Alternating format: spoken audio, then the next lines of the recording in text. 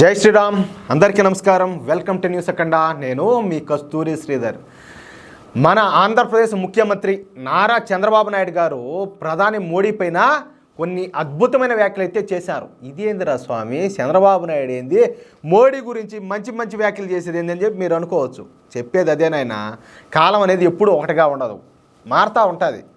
కాలం మారినట్టు, పరిస్థితులు మారినట్టు మనుషులు కూడా మారుతూ ఉంటారు. మొత్తానికైతే ఇది చాలా మంచి న్యూస్. దయచేసి ప్రతి ఒక్కరు కూడా ఈ న్యూస్ని ఎక్కడా మిస్ అవ్వకుండా, ప్రతి ఒక్కరు స్కిప్పులు కొట్టకుండా జాగ్రత్తగా చూడాలని మిమ్మల్ని అందరినీ కూడా సవినయంగా వేడుకుంటున్నా. ఓకేనా? చంద్రబాబు నాయుడు గారు తెలుగుదేశం పార్టీ అధ్యక్షుడే కాకుండా ఆంధ్రప్రదేశ్ రాష్ట్రానికి ముఖ్యమంత్రిగా కూడా పనిచేస్తున్నారు. ఇక చంద్రబాబు నాయుడు, నరేంద్ర మోడీ, పవన్ కళ్యాణ్ల సారథ్యంలో ఆంధ్రప్రదేశ్లో ఎన్డీఏ కూటమి అతి భారీ విజయం సాధించిన సంగతి మనకందరికి కూడా తెలిసిందే. అప్పటి నుంచి చంద్రబాబు నాయుడు గారికి ప్రధాని నరేంద్ర మోడీ గారి పైన గౌరవ మర్యాదలు అయితే చాలా బాగా పెరిగినాయి. అంటే అంతకుముందు లేవని కాదు, 2018, 2019 ఆ కాలంలో కొంతవరకు ఈ కమ్యూనికేషన్ గ్యాప్ వలన చంద్రబాబు నాయుడు గారికి, అదేవిధంగా నరేంద్ర మోడీల మధ్య కొన్ని అభిప్రాయ భేదాలు ఏర్పడిన సంగతి మనకందరికి కూడా తెలుసు.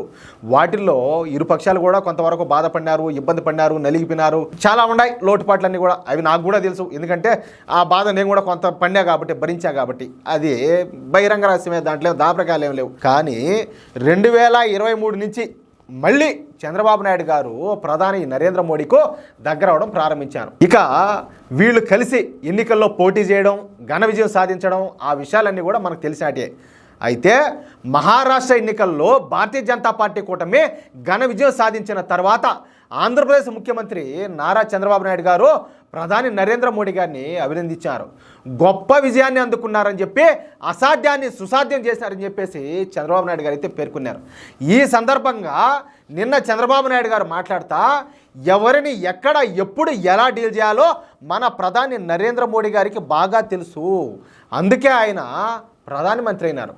ఇప్పుడు అందరూ జరిగిపోయిన పార్లమెంట్ ఎన్నికల గురించి ఆలోచన చేస్తున్నారు. కానీ ప్రధాని నరేంద్ర మోడీ గారు మాత్రం 2029లో పార్లమెంట్ ఎన్నికల గురించి ప్లాన్ చేస్తూ ఉన్నారు. అందుకు తగ్గట్టుగా ప్లాట్ఫామ్ను రెడీ చేస్తున్నారు ఇప్పటి నుంచే.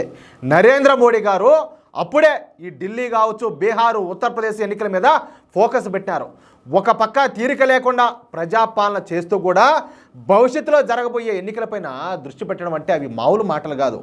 తెలుగుదేశం పార్టీ నాయకులు అందరూ కూడా ఈ విషయంలో ప్రధాని నరేంద్ర మోడీ గారిని చూసి నేర్చుకోవాలా. మోడీ గారి నుంచి మనం అనేక విషయాలు నేర్చుకోవాలా.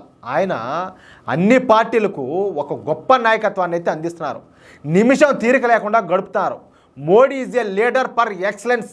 అందరూ కూడా మహారాష్ట్రలో సాధించిన ఘన విజయంతో సంబరాలు చేసుకుంటా ఉంటే, అదే సమయంలో ప్రధాని నరేంద్ర మోడీ గారు మాత్రం ఎన్డీఏ ముఖ్యమంత్రులతో 4 గంటల పాటు సమావేశమైనారు. ఇదే చిన్న విషయం కాదు.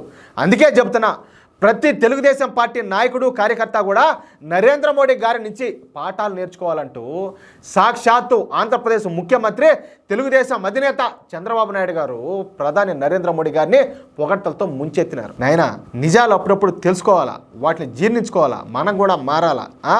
లోపల కొన్ని ఏయో ఉంటాయి, అన్నీ కూడా వదిలేసి మనం స్వచ్ఛంగా ఉంటే మనం చేసే రాజకీయాలు ఆరోగ్యంగా, స్వచ్ఛంగా ఉంటాయి. మన భవిష్యత్తు 10 కాలాల పాటు కలిసి ముందుకు సాగుతుంది. ఆ విషయం ప్రతి ఒక్కరూ గుర్తుపెట్టుకోవాలని చెప్పేసి ఈ వీడియో చూసి ఎవరు కూడా నెగిటివ్ కామెంట్లు పెట్టకుండా దయచేసి అర్థం చేసుకుని పాజిటివ్ కామెంట్ చేయాలని చెప్పి కోరుకుంటున్నాను. అదేవిధంగా నేను చెప్పింది కరెక్ట్ అని చెప్పి భావిస్తే ప్రతి ఒక్కరు కూడా మీకు వీలైనంత మందికి ఈ వీడియోని షేర్ చేస్తారని మిమ్మల్ని అందరినీ సవినయంగా వేడుకుంటా ఉన్నా. ప్లీజ్. జై శ్రీరామ్.